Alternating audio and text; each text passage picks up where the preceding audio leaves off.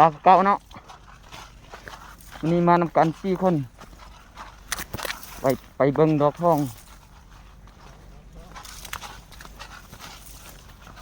เอาไปเหมือนนั้นยังบ่ทันได้เป็นลายเทือเดี๋ยวนี้น่าจะเป็นลายได้ประมาณ18นี่แหละเอาทำเรื่องนำกันเบิ่ง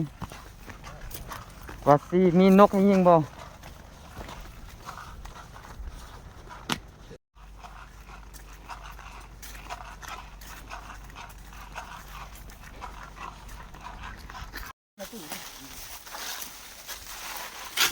จัดรอบต้องเตะนายพันประมาณเนาะ3 คน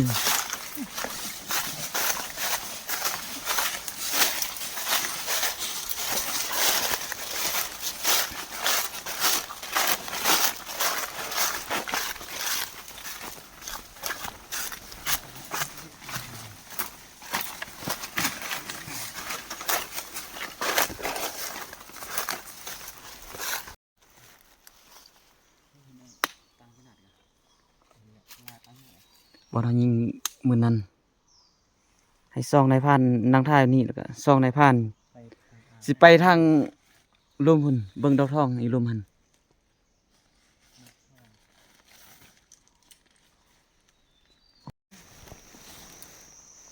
สู้ปืนหน่อยสู้มาจีเจ้าก็ร่างสู้นี่ร่างตัวริยาร่างริยาอันนั้นมันเนิ่งตัวร่างตัวอุ่มซื้อมาใหม่ยังบ่ทันได้ใช้งานเด้อเบิ่งมาสิมานมันฝักโตบอกทู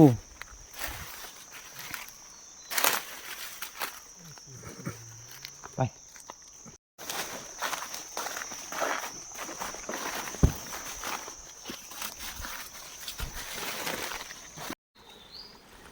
นี่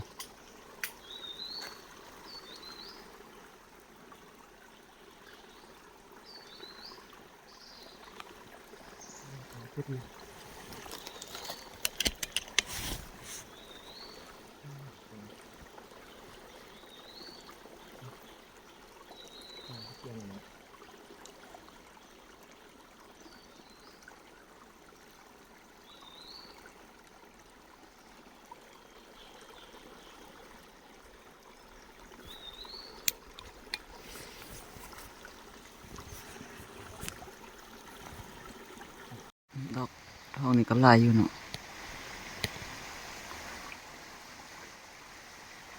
แต่นกมันบ่เข้ามีกิเล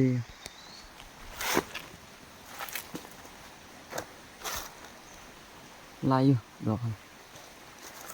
นั่นก็แม่น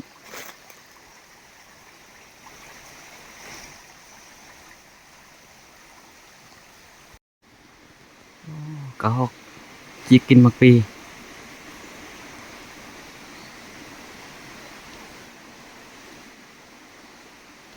บางทีมันแรงอาจสิขึ้นมาฮอดแล้วเนาะต้นดอกทองอยู่เท่ากัน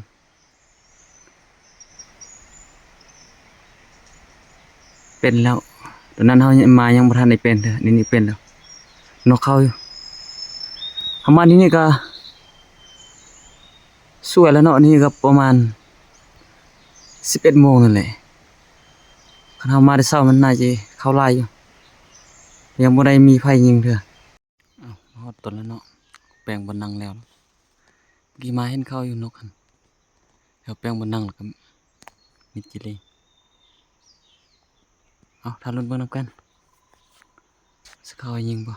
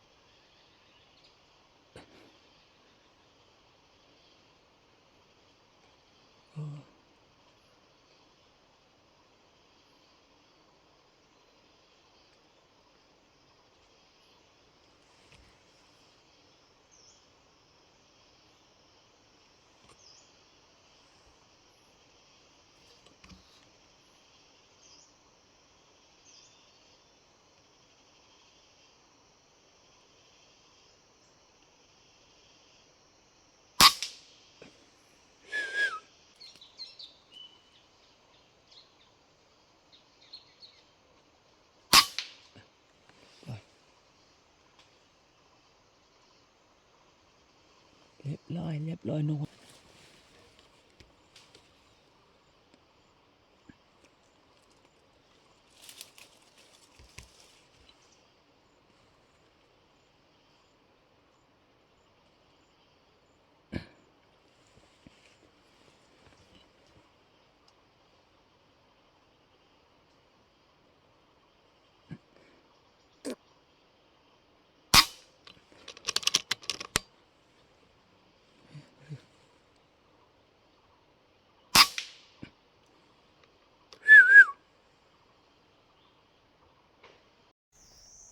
นี่ก็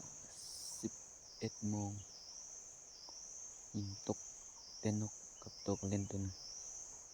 นก3 ตัวแล้วก็กระเล่นตัวหนึ่งมันบ่ค่อยได้เข้านก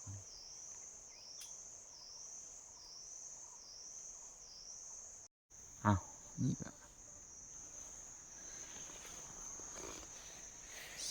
12 โมงแล้วเข้าได้3-4 ตัวยิงตกกันเสียหมู่ถ้านี่แล้วเฮาสิลงไปเก็บอีกลุ่มมัน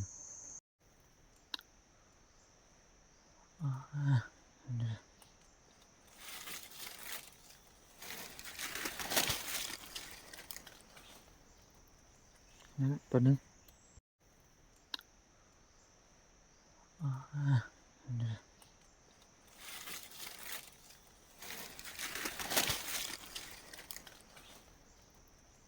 นั่นตัวหนึง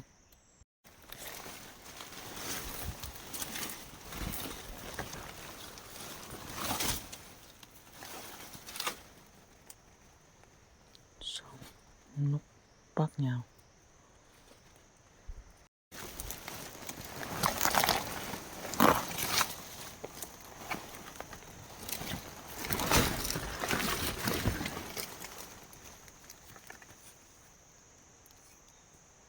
นกหัวขาว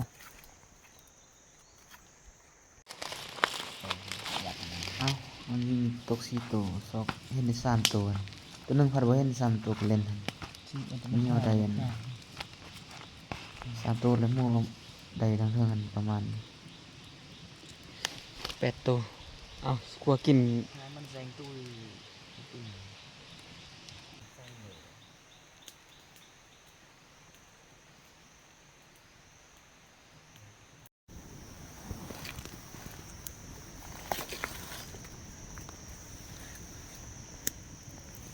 เดี๋ยวตัวนี้มันอะไร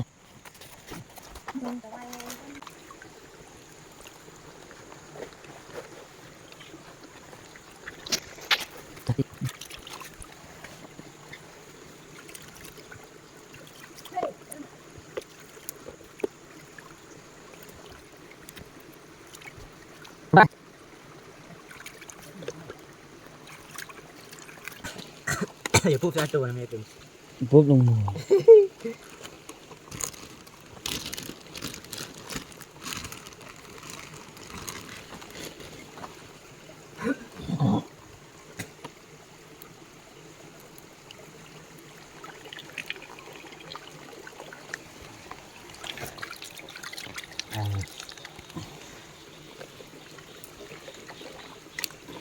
เจอปุ๊บตัวเดียวแล้วเนี่ยเป็นปลาแบบก็เจ๊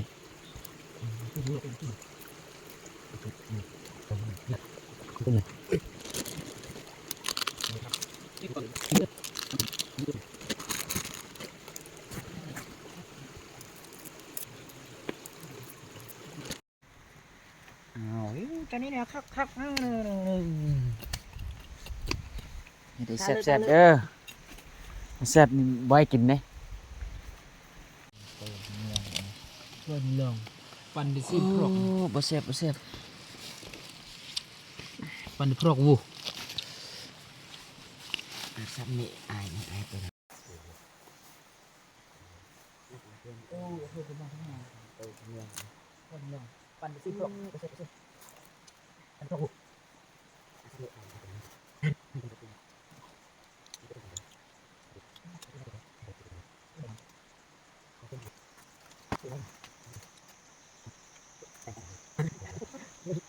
นาเทศใกล้ตุ่ม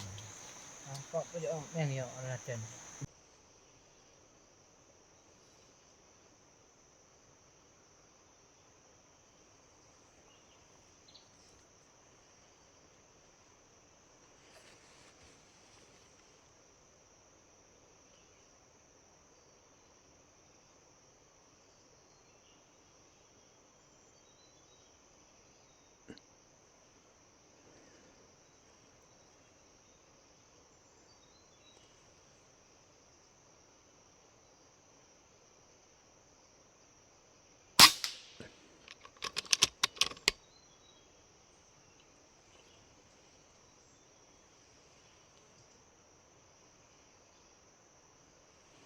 ร้อยเรียบร้อย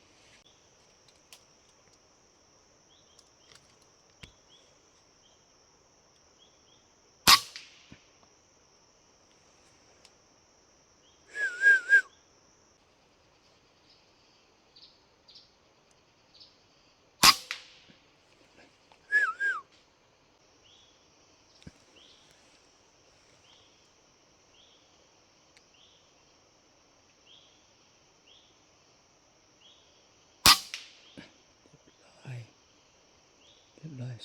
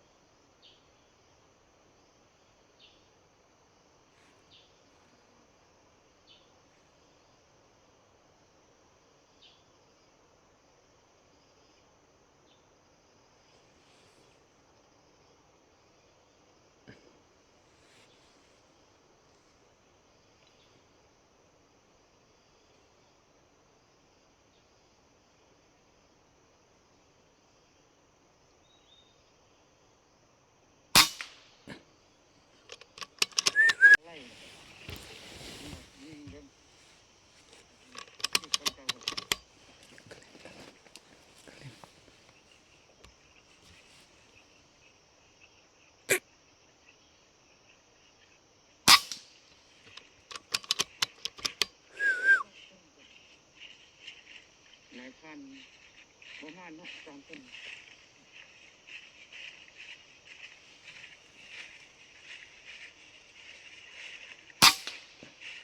ร้อย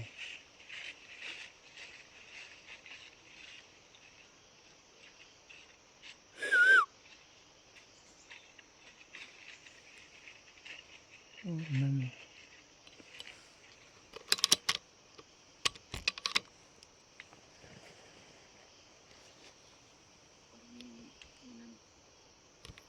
ช่องในพันนางไทยมีช่องในพันสิไปทางดงดาวทองนี่ดงนั้น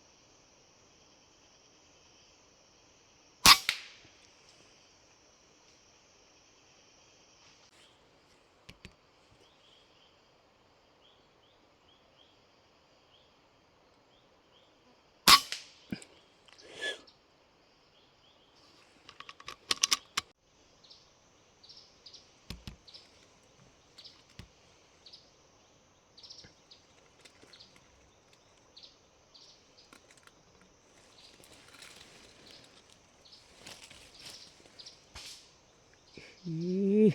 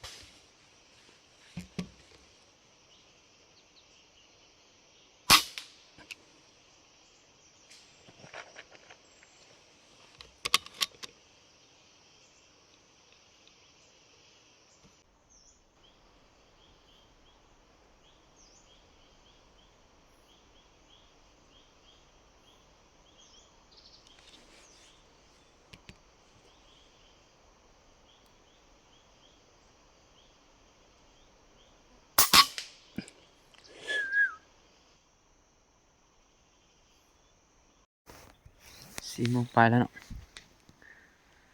เอาสิขึ้นไปท่ากะโฮกระเทิงหันวันนี้ก็เล่นก็มาอยู่เข้าไล่อยู่ก็ได้ยิงอยู่ขึ้นไปเฝ้ากะโฮกระเทิงหัน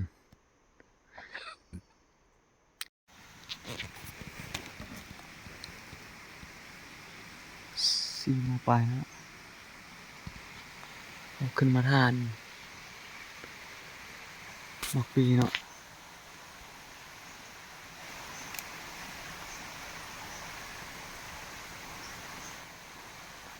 หมอกกระทาท่ามันนั่นให้หมู่ถ่ายด้วยมันเฮาท่าหมอกปีเอ้าลุ้นนำกันว่าสิเข้าบอกเขากันกี่เขาหินกระหอกตัวหนึงเนาะ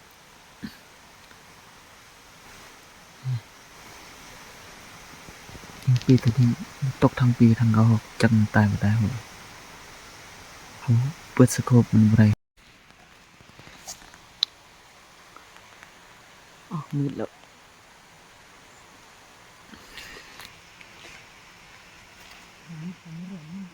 นี่กระหอกตัวหนึงหอกเล็กยังอยู่ลุ่มมันตัวหนึงลงไปเบิ่งก่อนได้บ่ได้วะมามืดบ่ได้ใส่สโคปลงไปซอก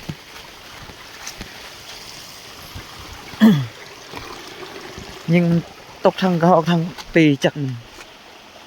รู้สึกแหละมันมามอน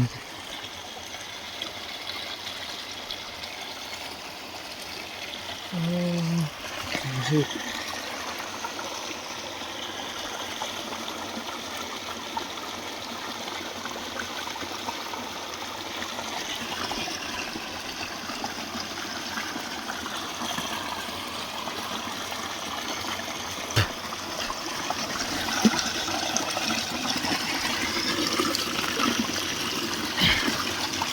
ยิงปีจนพลาดยิงกระหอก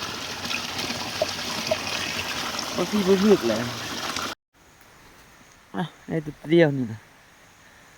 อีลมมันทางซอกเว้นครับมันคืออีบ่ถึกแหละเขาเรื่องว้าวยิงตกอ่ะเบิ่งผลงานจอกออกมาเลยอ่ะนายพันทั้งหลายคือว่ามิตรจิลีจะได้บ่ได้ปะนี่ผลงานเฮาตัว1 2 3 4 5 6 7 8 9 10 11 12 13 14 15 16 17 18 19 20 21 22 23 24โอ้ผลงานเบิ่งของเฮาผู้เดียวให้ ของแท้ของแท้นี่ อ๋อนายพันฝักตอยนี่ ฝักต่อมันทึกของแท้ โอ้2ตัว เดี๋ยวก็ดมือ มันปืนใหม่ ว่าอย่าเล่านี่ เอ้านายพันนี่คือว่าจะได้ ผลงานเฮา หน้าปิ้งมวย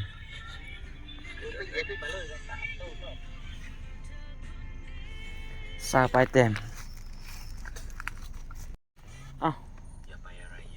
เปลี่ยนกันพูละ4 ยาตัวพอได้กินอยู่